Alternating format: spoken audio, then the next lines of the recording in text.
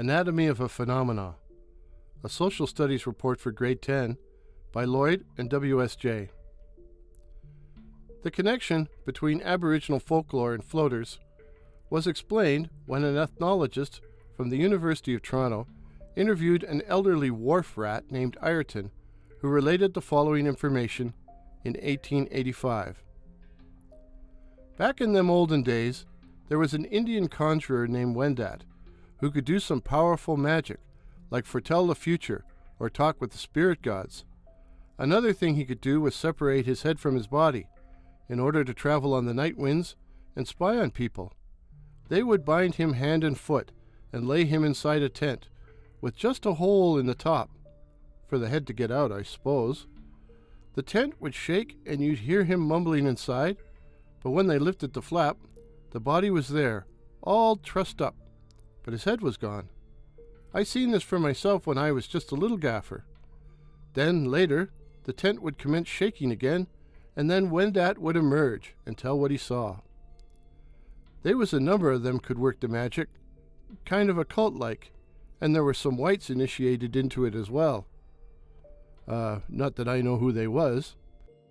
Ayrton, of course, was rumored to be able to detach his head from his body, a feat he was said to perform for nefarious purposes.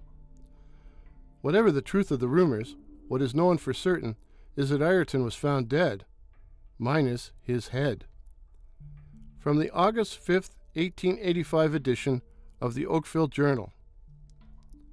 Mysterious death in Oakville Harbor. A man without a head.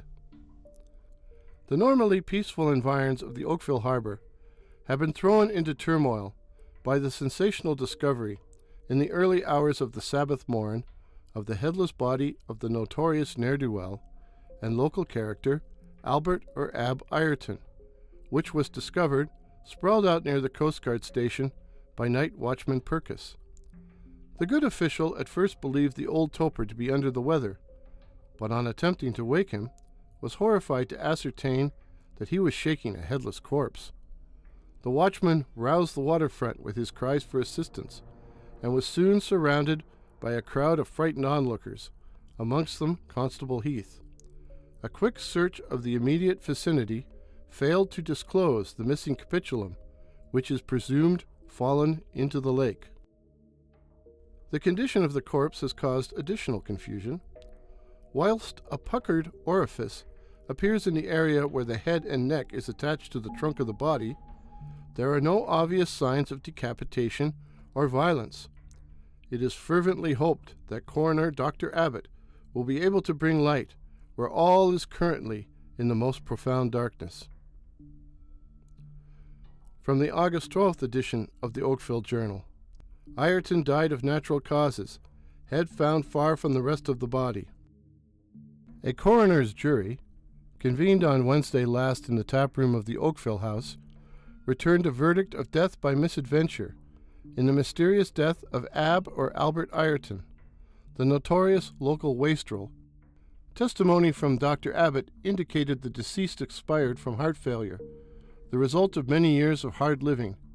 However, the good medico was unable to explain the lack of any obvious wound on the spot where the neck meets the trunk of the body. It appears the head had simply detached itself. The puzzle of the missing head was further obscured when Ayrton's crown was discovered lying in a flower bed underneath the windows of a home on Upper Navy Street, a considerable walk from the location where the body was found. No rational explanation could be advanced as to its presence there, but a most curious story is told by Eliza, a maidservant living in an attic room. The hired girl has been troubled in her sleep for several nights and has suffered a recurring nightmare of a man with long, unkempt hair, a weather-worn face, and flaming red eyes peering through her bedroom window and leering at her. The face described certainly recalls Ayrton's vulgar features, but it would have been impossible for the old sot to have hovered 15 feet above ground to perform such nocturnal spying. Ayrton was known to the young woman, who was definitely afraid of the old man and his intentions, so it is generally believed that she imagined the entire episode. But other domestics in the area have also been troubled by visions of men scrutinizing them in the dead of night. This report to be continued.